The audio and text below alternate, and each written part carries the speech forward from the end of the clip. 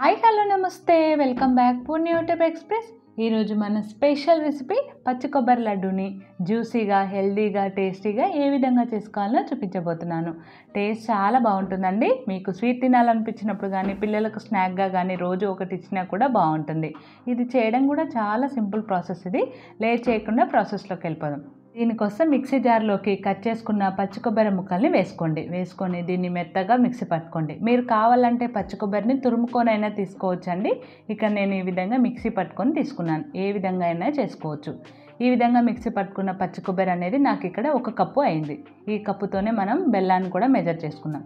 1 cup పచ్చి కొబ్బరికి ఇక్కడ 3/4 cup బెల్లాన్ని తీసుకోండి, సరిపోతుంది. 2 టేబుల్ స్పూన్ల వాటర్ కూడా వేసుకొని మీడియం ఫ్లేమ్లో బెల్లాన్ని కరిగించుకోండి. చూడండి, బెల్లం ఈ విధంగా కరిగిపోతే సరిపోతుంది. మనకి ఎలాంటి పాకం అవసరం లేదు. ఇప్పుడు ఈ బెల్లం వాటర్ని పక్కకు పెట్టుకోండి. ఇప్పుడు వేరే ఒక కడాయి పెట్టుకొని దాంట్లోకి 1 టేబుల్ స్పూన్ నెయ్యి కానీ బట్టర్ కానీ ఆయిల్ కానీ ఏది నచ్చితే అది వేసుకొని మనం మిక్సీ పట్టుకున్న పచ్చి కొబ్బరిని వేసుకొని లో టు మీడియం ఫ్లేమ్లో 4-5 నిమిషాలు ఇది పొడి పొడిగా అయ్యేంత వరకు ఫ్రై చేసుకోవాలి. ఇలా ఫ్రై చేయడం వల్ల దీంట్లో ఉన్న తడి అంతా పోతుంది. మనకి వారం రోజుల పాటు నిల్వ ఉంటుంది. చూడండి, ఈ విధంగా పొడి పొడిగా ఫ్రై అయిపోయిన తర్వాత ఇప్పుడు ఇందులోకి మనం ఆల్రెడీ బెల్లం వాటర్ని కరిగించి పెట్టుకున్నాం కదా, దాన్ని ఈ విధంగా టీ స్ట్రైనర్ పెట్టుకొని వడపోసుకోండి. ఈ విధంగా అంతా వడపోసుకున్న తర్వాత స్టవ్ని మీడియం ఫ్లేమ్లో పెట్టుకొని అంతా కలిసేలాగా ఒకసారి బాగా కలుపుకోండి. ఈ విధంగా కలుపుకున్న తర్వాత మంచి టేస్ట్ ఇంకా ఫ్లేవర్ కోసం 1/2 టేబుల్ స్పూన్ ఇలాచీ పౌడర్ కూడా వేసుకొని కలుపుకోండి. స్టవ్ని మీడియం ఫ్లేమ్లో పెట్టుకొనే చేసుకోవాలండి. ఇది కొంచెం దగ్గరగా అయ్యి మనం లడ్డు చుట్టుకోవడానికి వీలుగా ఉన్నప్పుడు స్టవ్ ఆఫ్ చేసుకోండి.